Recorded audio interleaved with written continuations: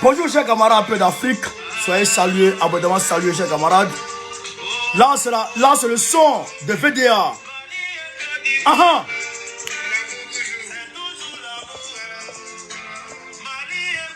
Ça c'est VDA ça.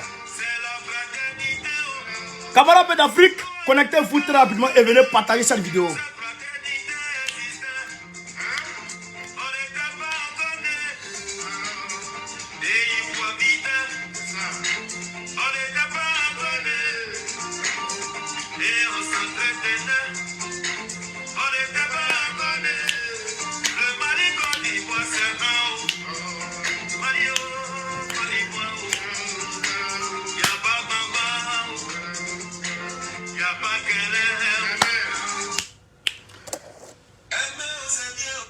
Maintenant, Johnny Badiako est venu s'en prendre à VDA parce que ils ont prôné l'unité sous-régionale, l'union continentale, parce qu'ils ont prôné la paix, l'amour et la cohésion sociale entre les deux pays.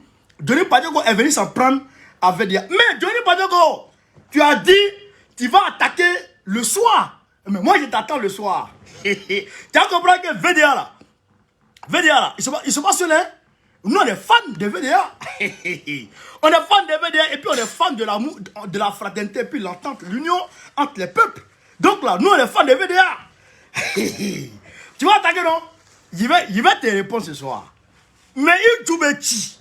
Wallah, Bilay, on va te poter le cul ce soir. Et puis, je te dis en même temps, Johnny Badiako, je te dis en même temps, chers camarades, avant d'entrer le sujet, il faut que j'attaque ce gars. Je te dis en même temps.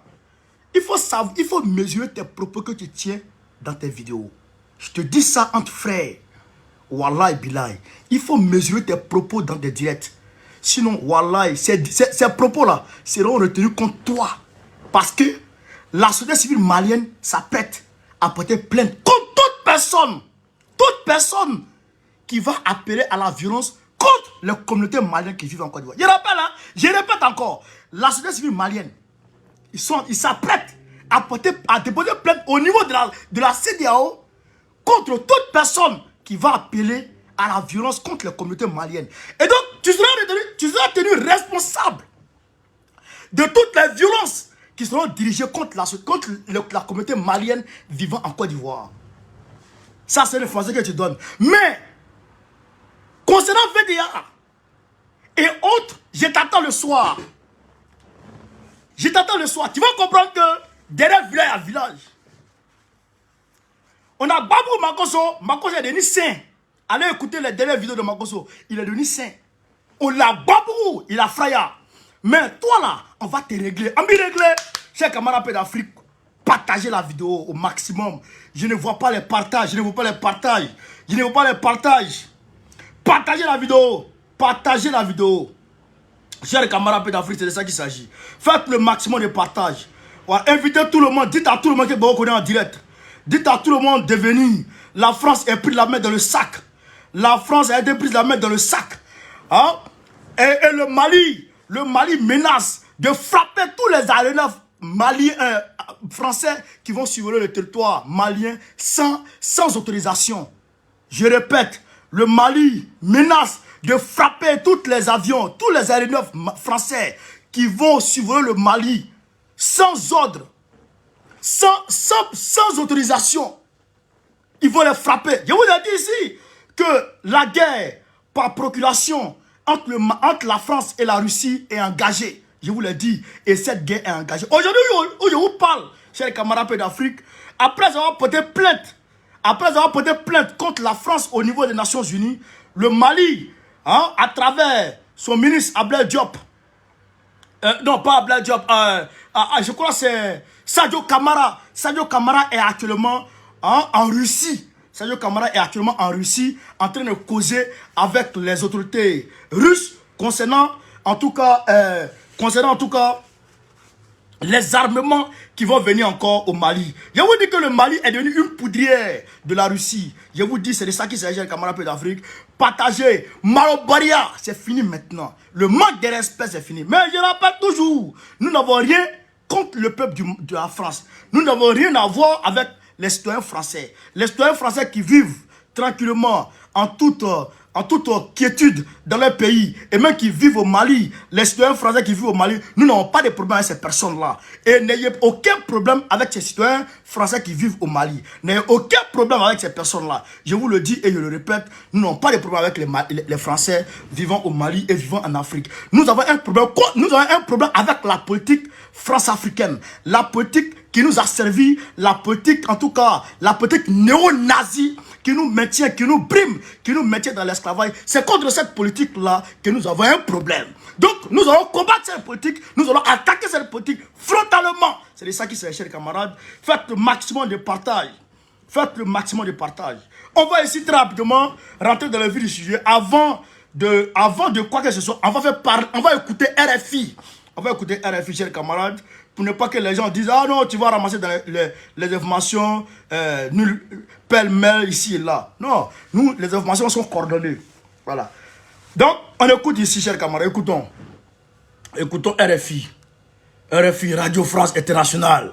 Il va parler. Du ministre malien des Affaires étrangères ne sont pas légères. La France fournirait des armes, des munitions et du renseignement aux terroristes djihadistes sévissant au Mali. La lettre écrite par Abdoulaye Diop est datée du 15 août. Le ministre commence par y énumérer une série de cas présentés comme des violations répétitives de l'espace aérien malien par les forces françaises. Drones, hélicoptères ou avions de chasse auraient survolé le Mali sans autorisation de Bamako. Une cinquantaine de cas auraient été enregistrés depuis le début de l'année. Abdoulaye Diop dénonce des activités d'espionnage et plus grave encore de colis largués par l'armée française, comme à Labezanga le 8 août dernier. Le Mali disposerait, selon le ministre Diop, de plusieurs éléments prouvant que ces incursions illégales dans le ciel malien ont, je cite, servi à la France pour collecter des renseignements au profit des groupes terroristes et pour leur larguer des armes et des munitions. Aucune réaction officielle. Pour leur larguer des armes et des munitions, on continue. De la France, à ce stade, en avril dernier, le Mali avait déjà dénoncé les violations de son espace aérien par l'armée française. Paris avait alors démenti et dénoncé des tentatives de désinformation. Dans sa lettre, le chef de la diplomatie malienne demande une réunion d'urgence du Conseil de sécurité de l'ONU et menace. En cas de persistance de cette posture, le Mali se réserve le droit de faire usage de la légitime défense. Le Mali se réserve le droit de faire usage de la légitime défense. Chers camarades d'Afrique, voilà ici la vérité. Donc, aujourd'hui,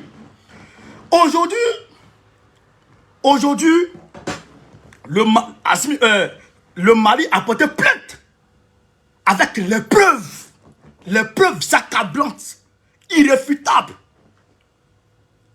issues des images satellites, des images de radar, irréfutables.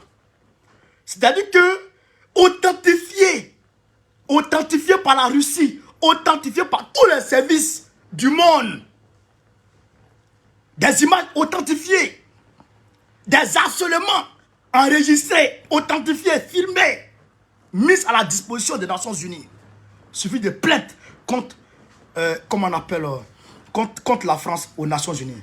Chers camarades, j'aimerais aussi saluer le PPACI, mon parti de cœur, le président Laurent Gbagbo et mon grand frère Bilo Daniel. Mon grand frère Bilo Daniel qui fait beaucoup pour le PPACI et tous mes grands frères du PPACI, chers camarades. Vous allez comprendre, invitez-moi tous les citoyens français que vous connaissez. Invitez tous les citoyens français que vous connaissez pour qu'ils viennent s'asseoir là. Parce que ces personnes-là, souvent, nous envoient des injures en inbox. Ces personnes nous envoient des injures en inbox. Voici la réalité des faits. Nous vous disions que la France est, comment on appelle ça, c'est la France qui finance. La France est le parrain du terrorisme. Nous vous le disions depuis belle lurette. La France est le parrain, est la marraine, je dirais, des terroristes.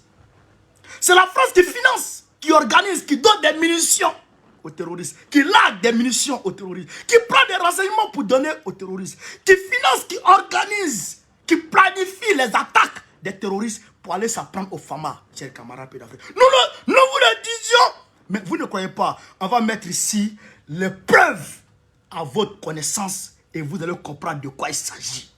Nous allons mettre les preuves à votre connaissance. On va aller pas à pas, lecture après lecture.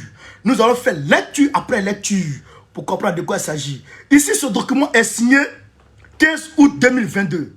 Ce document est signé 15 août 2022. Voilà. Ça, c'est le ministère des Affaires étrangères maliennes. Camarades, continuez à partager. Continuez à partager. Je vois mes 2000 partages, s'il vous plaît. Je vois mes 2000 partages, s'il vous plaît. On dit ici, communiqué numéro 00444. Excellence, Monsieur le Président. C'est Abdoulaye Diop qui s'adresse à l'ONU. Il dit, au nom, le Conseil des Nations de l'ONU, hein, le Conseil de sécurité des Nations Unies, voilà. Et au nom du gouvernement de la République, du Mali, je tiens à appeler votre attention sur des actes de graves, sur des actes graves qui sont de nature à porter atteinte à la paix et à la sécurité internationale. Sur des actes graves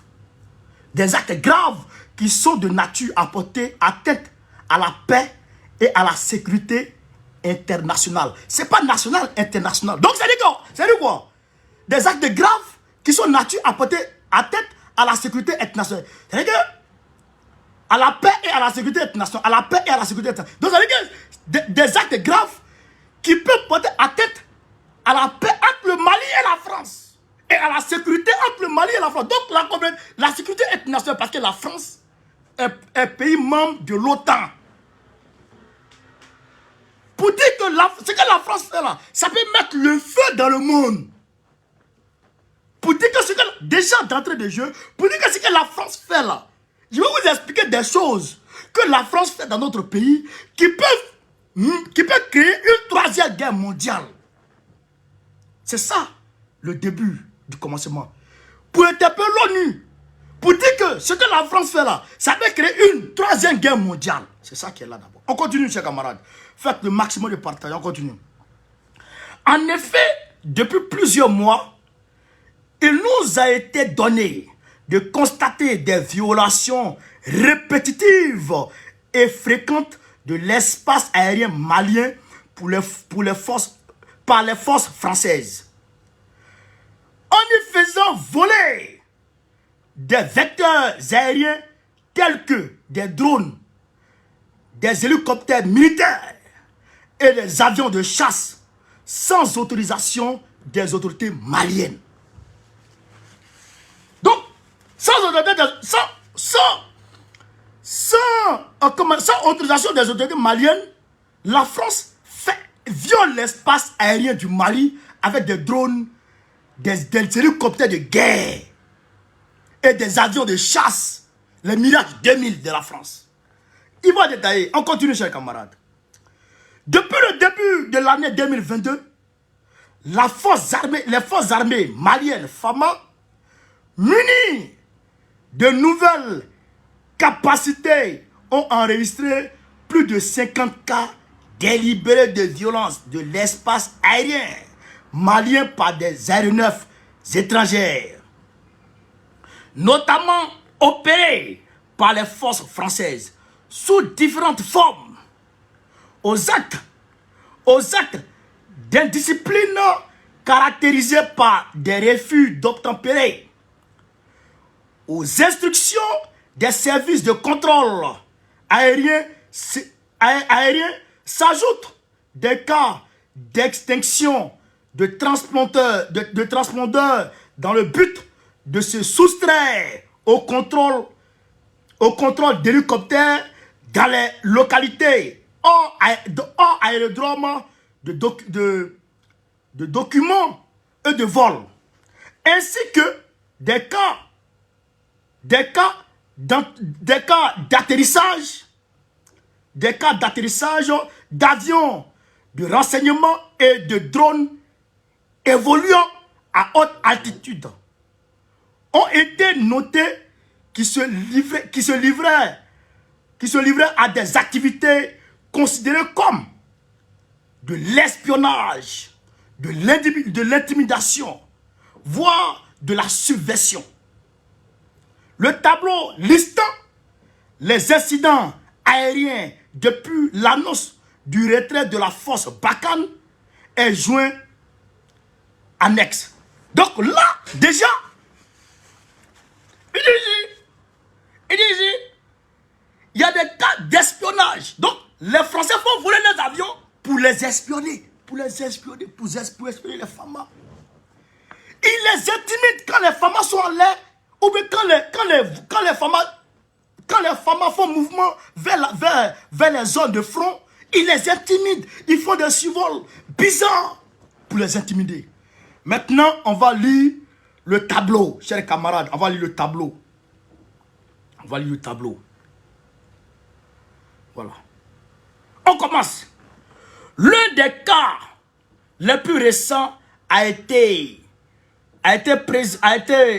la présence illégale d'un drone des forces françaises le 20 avril 2022 au-dessus de la base de Gossi, dont le contrôle avait été transféré au FAMA le 19 avril 2022. Le dit drone était présent à partir de 11h45, évoluant à moyenne altitude pour espionner nos vaillants FAMA. Donc le premier cas, c'était le 20 avril 2022, à la base de Gossi, où les Français ont tout fait pour trouver des cadavres. Pour dire que ces cadavres-là, c'est les FAMA qui ont tué ces personnes-là. Donc là, déjà, ça c'est le premier cas à Gossi, depuis avril. On continue, chers camarades. Outre l'espionnage, les forces françaises se sont rendues coupables de subversion en publiant des images. En publiant des images collectées par leurs drones montrant des civils tués. Des résultats de l'enquête judiciaire menée par les services compétents du Mali, il a été établi que le corps y avait été déposé bien avant l'arrivée des forces maliennes à Gossi. Donc, on a déjà débattu de ce problème-là.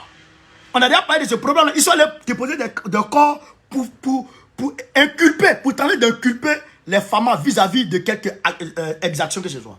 Donc, camarades, je vous demande de continuer à partager. On continue. Cette communication malheureuse avait pour objectif de ternir l'image et d'accuser les forces armées maliennes d'engager les forces armées maliennes engagées pour la libération de leur territoire, la protection et la sauvegarde de leur population éprouvée par une longue crise. Le Mali, encore toujours au Mali avec la France, le 21 avril 2022, une patrouille de Mirage 2000 a survolé à plusieurs reprises, sans coordination préalable, un convoi FAMA en partance pour renforcer le dispositif de l'emprise de Gossi. Cette manœuvre s'inscrivait dans une dynamique d'intimidation de nos FAMA. Le 21 avril 2022, une patrouille de FAMA, une patrouille de Mirage 2000 a survolé à plusieurs reprises, sans coordination préalable, un convoi de FAMA en partance pour renforcer un dispositif à Gossi. Donc, après avoir déjà en avril violé l'espace aérien avec un drone pour après accuser les FAMA, ils sont allés survoler le convoi. Ils vont aller survoler le convoi de l'armée malienne qui se rendait à Gossi. Le convoi de l'armée malienne qui se rendait à Gossi pour les intimider. Les intimider, les amener à leur tirer dessus. Vous comprenez ce que les Français font? Vous comprenez? On continue encore. C'est pas bien. On continue encore. Le 15 juin 2022, l'avion de transport tactique Casa. Le 15 juin 2022, l'avion de transport tactique Casa 295 de l'armée de l'air du Mali a été harcelé par un aéronef de combat appartenant à la force Barkhane. Alors, déjà, donc, le 15 juin, Casa 2000, le Casa 2000, l'avion de transport là, de Casa 2000, a été, on dit ici, a été asselé par un aéronef de l'armée française. Donc, Casa 2000 est en train de partir, aller déposer les forces armées maliennes. Il est venu tourner autour de Casa. Le harceler, tourner autour de Casa. Casa rentre ici, rentre là-bas. Casa rentre ici, rentre là-bas. Pour empêcher Casa de rentrer, d'arriver à bon port et puis emmener Casa à faire un crash. Ça, c'est les Français qui font ça. Vous comprenez?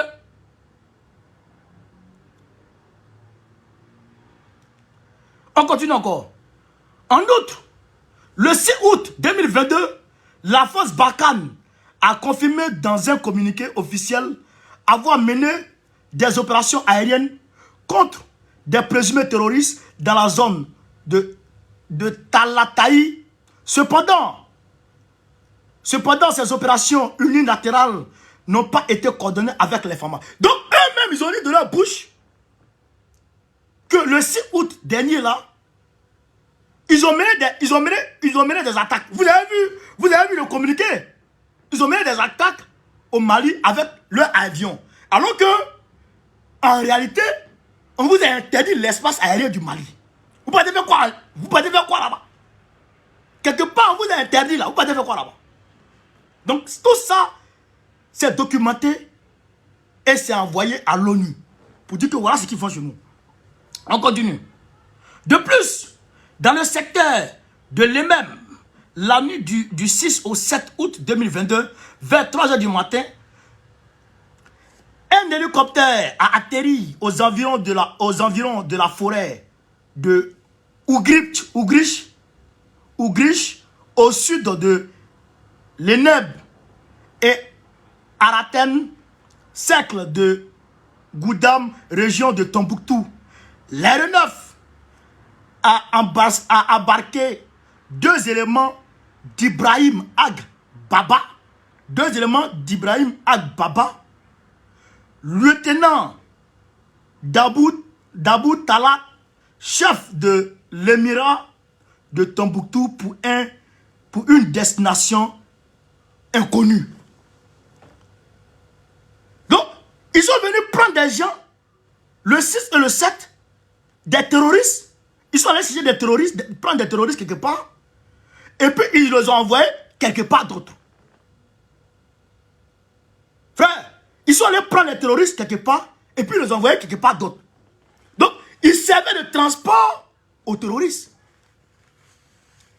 Donc, Barkhane là, non seulement ils organisaient, ils livraient des armes, ils livraient des munitions, mais ils transportaient les terroristes d'un point A à un point B.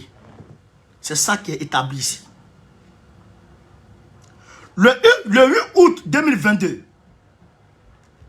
à 35 km de Tessie, un hélicoptère Chinook a survolé des renforts FAMA de Gao en mouvement vers Tessit dans la direction opposée de progression. Le Chinook, surpris dans ses activités, a subitement repris de l'attitude. Les recoupements du poste de commandement interamé du théâtre et du théâtre S auprès des partenaires n'ont pas permis de confirmer l'origine de l'aéronef. Donc, le 8 août, les gens le détachement des FAMA qui partaient renforcer, qui partaient en renfort à Tessit, après l'attaque de Tessit, qui partaient en renfort à Tessit, a été survolé par un hélicoptère Chinook de l'armée française. De l'armée française. Encore. Donc, il faut dire que, quand on vous dit que Tessit là, c'est eux qui ont planifié, qui ont organisé l'attaque en collaboration directe Avec qui? Avec le Niger, avec Bazoum. Je ne dis pas le Niger, avec Bazoum. Donc, voilà les preuves ici. Le 8 août 2022, à 12h55, avec précision, 12h55, une patrouille de Fama est sortie de l'Abezanga pour rechercher en vain un colis largué par Barkhane à 3 km est du Dipos. On écoute. Le 8 août 2022, à 12h55, une patrouille de Fama est sortie de l'Abezanga pour rechercher en vain un colis largué par Barkhane à 3 km est du Dipos. Donc, ils sont allés larguer des munitions, des caisses de munitions et des caisses d'armes. Où ça?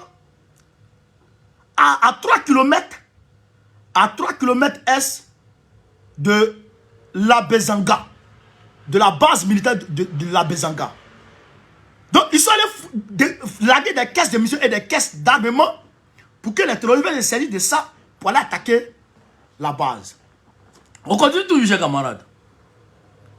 Tout au long du processus de transfert aux autorités maliennes de l'aérodrome de Gao et de l'espace aérien du Nord, depuis l'annonce du retrait de Barkhane, les aéronefs militaires maliens ont fait l'objet d'entraves régulières par des manœuvres retardatrices visant à réduire leurs efficacités, à rallonger leur délai de réaction. On reprend la partie là, c'est très important. Chers camarades, écoutez ici. Tout au long du processus de transfert aux autorités maliennes de l'aéronef de Gao et de l'espace aérien du Nord, depuis l'annonce du retrait de Barkhane, les aéronefs militaires maliens ont fait l'objet d'entraves régulières par des manœuvres retardatrices visant à réduire leurs efficacités, à rallonger leur délai de réaction. Donc, depuis Gao, quand les aéronefs militaires maliens se lèvent pour aller faire des opérations contre les Fama, automatiquement, contre les djihadistes, automatiquement, les avions français se lèvent pour planer devant eux pour ralentir leur progression vers leur cible. Et donc, avant qu'ils n'arrivent, les terroristes sont déjà opérés et puis ils sont partis. Voilà ce que les Français font là-bas. Voilà ce qu'ils font là-bas. On continue, chers camarades d'Afrique. Là, aujourd'hui, on va tout lire pour que les Français comprennent de quoi il s'agit. Face à la multiplication de ces actions d'agression contre la souveraineté et l'intégrité territoriale d'un État membre de l'ONU, des Nations Unies, le gouvernement du Mali a publié les communiqués numéro 009 et numéro 028, respectivement le 12 janvier et le 26 avril 2022, dont copie figure en annexe afin de prendre à témoin l'opinion nationale et internationale. Le Conseil de sécurité a été également informé. Donc, vous savez, le 12 janvier, il y a un aéronef, il y a un avion français qui a quitté la Côte d'Ivoire, leur base arrière, la Côte d'Ivoire de Ouattara, pour venir au Mali, aller descendre à Gao, en toute violation de l'espace aérien du Mali. Aussi, le 26 avril, ils sont venus à Gao. Ils ont survolé un aéronef à Gao. Eux-mêmes, ils ont dit ça dans leur journal ici, en France, leur journal télévisé ici, en France, etc., etc. Tout ça a été joint, en tout cas, comment on appelle ça, à l'affaire, pour rendre plus sucré l'affaire, chers camarades d'Afrique. Donc, ici,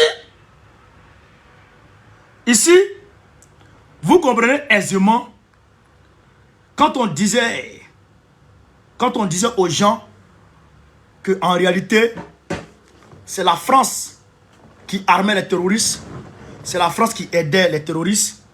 Parce que frère, regardez quelque chose. Regardez quelque chose. Des gens qui sont nés dans un désert, ils sont nés dans le désert. Ils ne savent pas conduire voiture. Ils ne savent pas comment on utilise mitraillette. Ils ne savent pas comment on utilise RPG-9. Ils ne savent pas comment on utilise DCA. Ils ne savent pas comment on utilise talkie-walkie. Ils ne savent pas comment on utilise, comment dirais-je ça, les 12-7. Ils ne savent pas comment on utilise tout ça.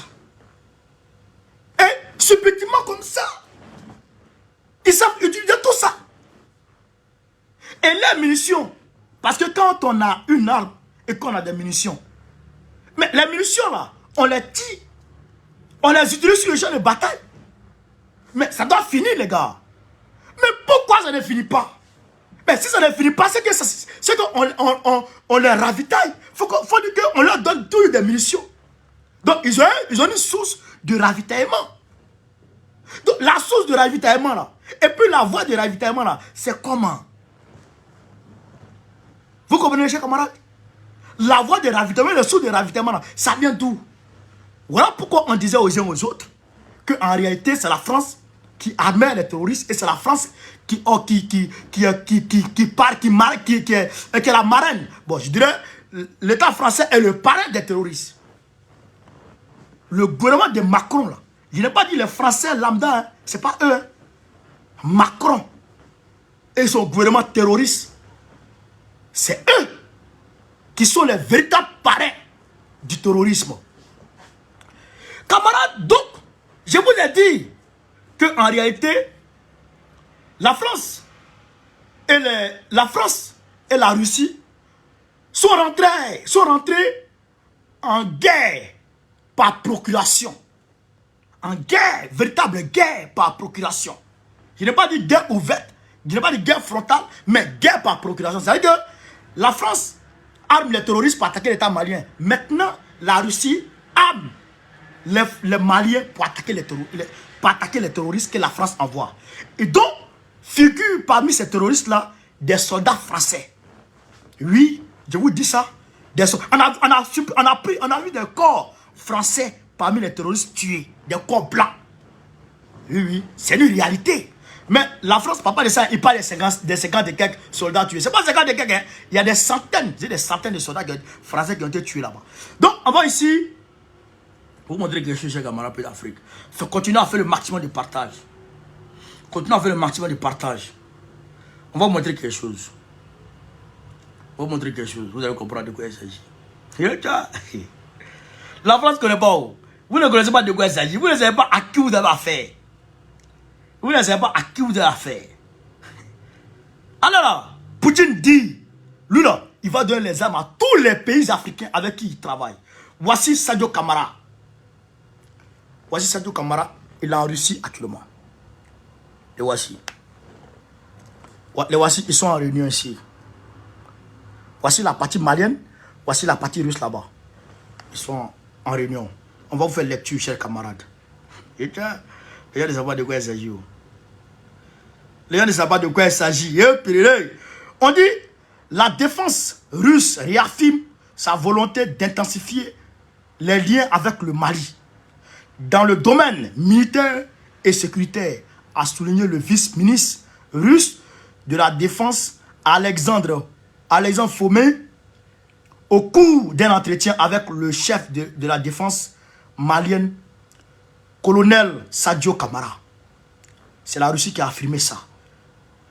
Il dit ici, il dit, voici ses propos qui ont été relevés. Nous sommes convaincus que ce travail commun aidera à renforcer les capacités défensives des forces armées de votre pays et à augmenter l'efficacité de la lutte contre les groupes armés illégaux. Les groupes armés illégaux, a déclaré M. Fomin à Sadio Kamara.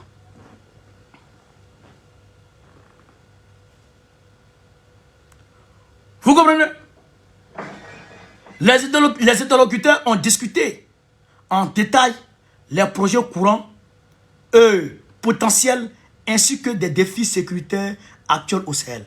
Donc, vous comprenez, chers camarades, aujourd'hui là, il n'y a plus de frontières. Il n'y a plus de contraintes administratives.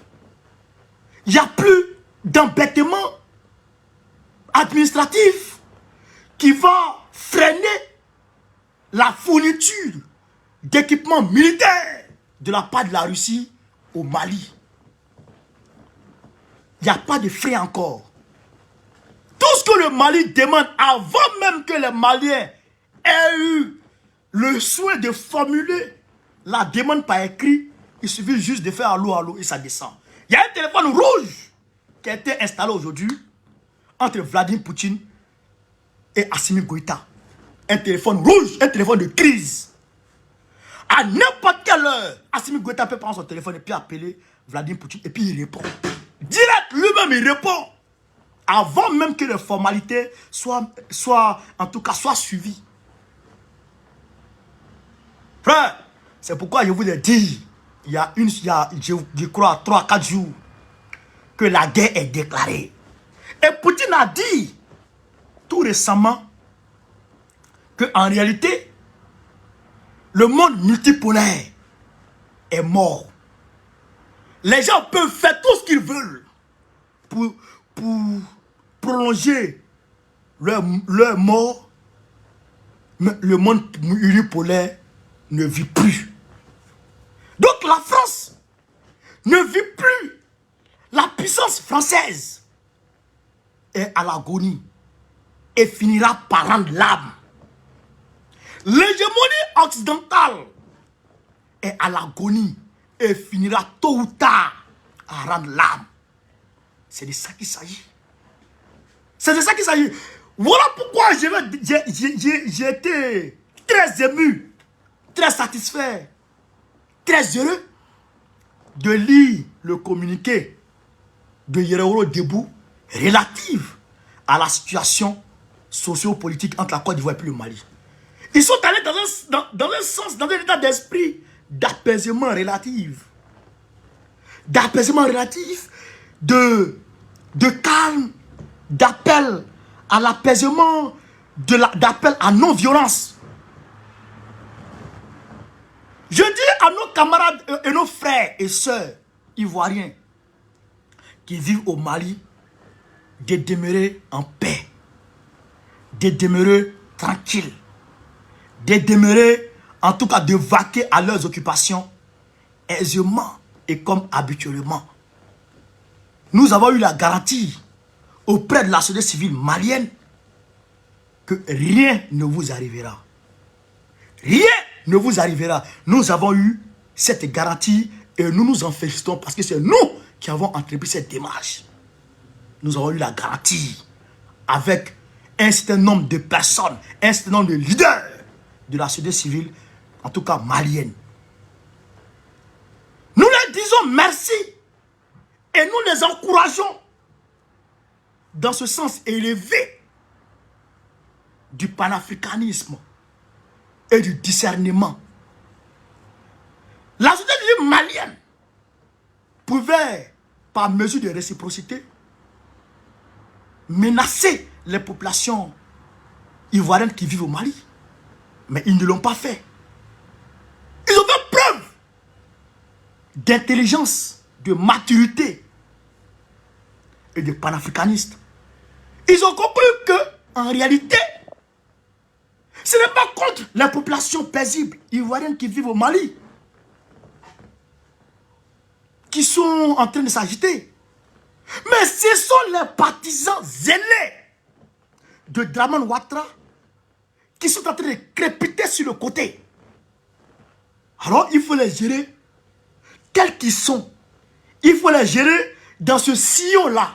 Il ne faut pas éclabousser toute la population ivoirienne. C'est dans ce sens, c'est dans cette optique que je vais lancer un appel à nos frères et sœurs, ivoiriens qui collaborent, qui ont un lien avec des populations, avec des ressortissants maliens qui vivent en Côte d'Ivoire. Ceux qui vivent au Mali, là, nos frères qui sont avec vous en Côte d'Ivoire, là, ils n'ont rien fait. Nos frères qui vivent avec vous au Mali, en Côte d'Ivoire, ils vous ont rien fait. N'écoutez pas ce que les Vatangais disent. N'écoutez pas ce que les violents disent. N'écoutez pas ce que les xénophobes disent. N'écoutez pas ce que les tribalistes disent. Ne les écoutez pas. Vous avez pour habitude de vendre l'eau glacée avec vos voisines maliennes. Continuez à vendre l'eau glacée avec elles. Vous avez pour habitude d'aller dans les Lorodougou avec vos voisines maliennes, vos amis maliens, vos chauffeurs maliens, etc., etc. Continuez avec vos activités. Cette histoire de 49 mercenaires Draman, là, c'est une affaire qui relève de la diplomatie. C'est une affaire qui relève des responsabilités des deux chefs d'État. Ils vont s'entendre. Ils vont se trouver une issue favorable. Ne rentrez pas en parole avec qui que ce soit. Ne rentrez pas en parole avec qui que ce soit. Et je demande aux populations, aux ressortissants maliens qui vivent en Côte d'Ivoire, de ne pas répondre aux provocations. S'il arrivait que des personnes zélées vous provoquent, saisissez l'ambassade du Mali en Côte d'Ivoire et allez porter plainte contre ces personnes-là et gardez les copies de vos plaintes. Gardez ça. Gardez ça. Si on vous intimide, on vous menace, allez porter plainte contre ceux qui vous menacent. Allez porter plainte contre ceux qui vous agressent. Allez porter plainte contre ceux qui vous intimident. Et gardez les copies des plaintes. On a besoin de ça. Gardez les copies des plaintes et envoyez à Brocodé en inbox. On a besoin de ça. On a besoin de ça. Wallahi billahi. Après cette crise, il y a des gens qui vont courir avec leur caleçon sur la tête. Je demande à Denis Padjoko. Je demande à Denis Padjoko. SSB. D'attendre. De continuer dans leur violence, dans leur violence verbale. Et d'attendre ce qui va se passer, ce qui va s'en suivre. Ouattara, il n'est que passager. Ouattara, il est en transition. Vous et nous, là, on va se trouver. Mais, je vous le jure, que toute personne qui va appeler à s'en prendre à quelque communauté que ce soit en Côte d'Ivoire, vous n'allez pas croire à ce qui va vous arriver. Ouattara tombera, la justice vivra. Nous allons vous traquer. Nous allons vous traquer. Même dans vos chambres, même dans vos toilettes, nous allons vous traquer pour vous sortir et vous livrer à la justice. Wallahi billahi. Wallahi billahi. Je demande encore aux cyberactivistes maliens de continuer dans le sens élevé du patriotisme et du panafricanisme. De ne pas tomber dans la provocation des cyberactivistes ivoiriens. Laissez-les, nous on va les gérer. Laissez-les. Ceux qui appellent à la violence, laissez-les, nous on va les gérer. Ne rentrez pas dans le jeu. C'est ce que Ouattara souhaite. Comme il sait qu'il va partir, alors il faut faire recours à ce qu'on appelle la politique de la terre brûlée. C'est-à-dire que, comme il s'en va, donc brûler tout ce qui est derrière lui. C'est même un chaos en Côte d'Ivoire. C'est ce qu'il souhaite. Donc, camarades, ne tombez pas dans ce jeu-là. Notre ennemi commun, l'ennemi commun de l'Afrique, je dis bien de l'Afrique, c'est la France-Afrique. L'ennemi commun de l'Afrique, c'est la France-Afrique. Donc, ce sont eux-là qui sont nos ennemis. Alors, c'est ceux-là qu'il faut combattre. N'allons pas perdre le temps sur les autres détails. C'est ceux-là qu'il faut combattre. Chers camarades, peu d'Afrique, chers camarades, peu du Mali, peu de Côte d'Ivoire, faisons preuve de beaucoup de lucidité dans cette affaire. Ne tombons pas dans la provocation. Ne tombons pas dans la provocation. Johnny Badiako, je t'attends ce soir. Et je demande à VDA. Je demande à VDA de continuer de sortir leurs chansons. On attend ça même. On attend la chanson.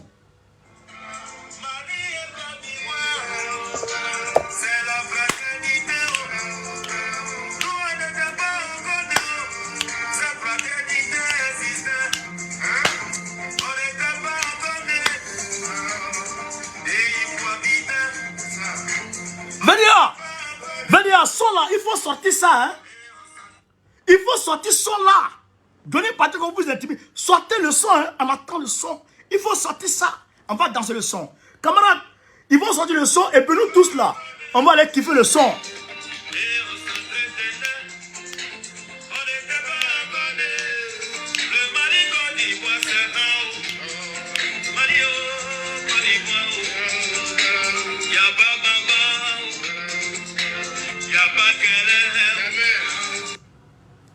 Donc, camarades Peu d'Afrique, on est ensemble. C'était le premier direct de la journée. Le soir, on s'attrape. Même, on va se chicoter encore. Je vous dis merci de m'avoir suivi. Sur ce, Gbagbo ou rien. Gbagbo ou rien. Gbagbo ou rien. Go carré, Goïta ou rien. On fait campagne pour Assimi Goïta très prochainement. Soutien indéfectible à Doumbia, le bébé de Conakry. Il allait inaugurer aujourd'hui encore un centre de santé en Guinée. Il est en train de construire les infrastructures en Guinée. Donc, chers camarades, on est ensemble. PPA, c'est toujours. Je salue mon grand frère Daniel et Bulo. Salut la Julie Guémon. Je salue Doukouré Fatou. Merci à vous. Merci. On est ensemble, chers camarades. Merci. Merci. Ciao, ciao. Merci.